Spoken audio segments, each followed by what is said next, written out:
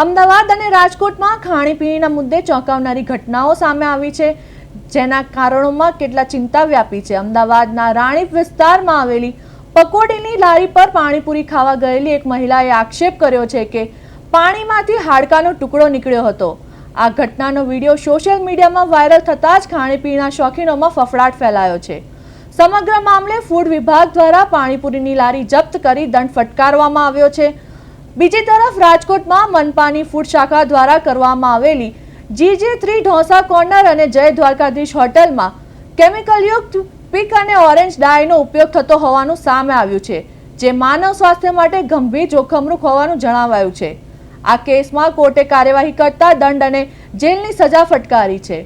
બંને ઘટનાઓ બાદ રાજ્યમાં ખાણીપીણીની સુરક્ષા અને ગુણવત્તા અંગે સવાલો ઊભા થયા છે।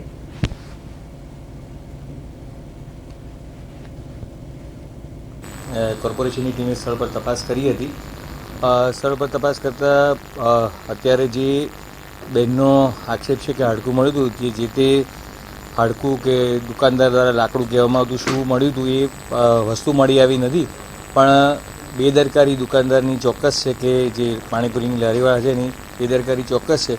સો એ બદલ શરૂઆતમાં એક તબક્કે વાળ મળ્યો અને પછી લાકડું મળ્યું એ પ્રકારની ઘટના બની। તો એ ઇસમની જે પાણીપુરીની લારી છે હાલ જપ્ત કરવામાં આવી છે એસ્ટેટ વિભાગ દ્વારા, અને કોર્પોરેશન દ્વારા એની પર દંડનીય કાર્યવાહી